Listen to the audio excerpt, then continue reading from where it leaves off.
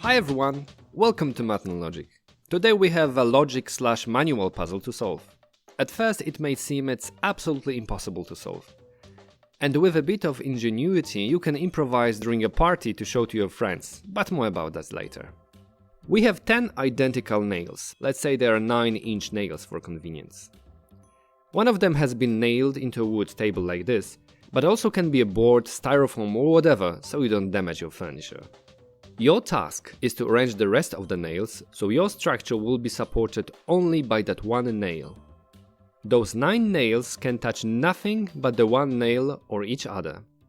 You cannot use any tools, you cannot bend nails, tie them with hair, support, glue, melt, weld or magnetize them. Your hands and wits is enough. Don't try to work around the conditions. Let's start with how to find the solution. If you want the solution itself now, jump to this part.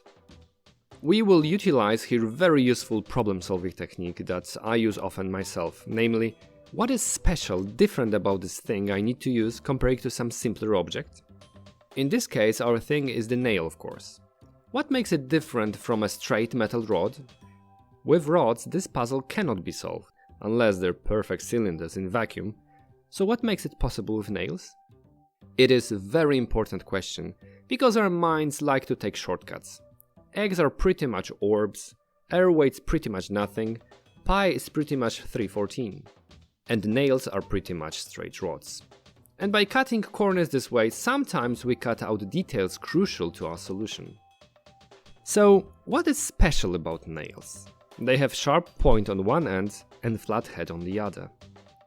Which of those two features can be useful in a structure? With the point, first nail was put into the wood, but that's it. Other nails can only touch each other and they will not pierce one another. Creating a structure we need hooks, loops, flat surfaces, something like a flat head of the nail. We have a bit of flat surface here and something like poor man's hook here. So we identified the difference from a simple rod that supposedly makes the puzzle solvable. So let's work with it now, because whatever idea you come up with, it needs to be tested by harsh reality. So here theory ends and practice starts. This is the last chance for you to do it on your own. 3, 2, 1. One of your first thoughts could be standing one nail like this, but it's an immediate dead end for our pitiful structure. So let's try using the hook part. We fiddle with those poor hooks to create something that will grab, lock, stabilize other nail. Something like this may come to mind. You try to stack nails close together so the heads could interlock, but it's not enough. Or maybe you imagine pliers or tongs that could grab a third nail, but the tongs cannot keep together. Solution is combining those two ideas.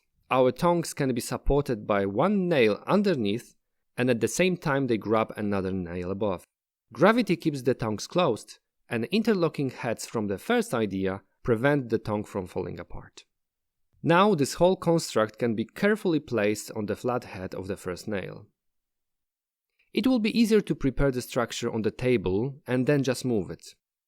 We can also do it using 20 or 30 nails depending on their length, which can be even more impressive. How can you improvise this puzzle during a party other than hardware convention? You could use some types of snack picks, maybe like those here with round grip. You can start by putting one into cheese or something similar. Remember this approach to problem solving. What is special about this tool or object that I have at my disposal? What makes it different from seemingly very similar objects and how can it help with my task? If you like the puzzle, you can find more on my channel along with quick mental math videos. And here you can subscribe. Thanks for watching.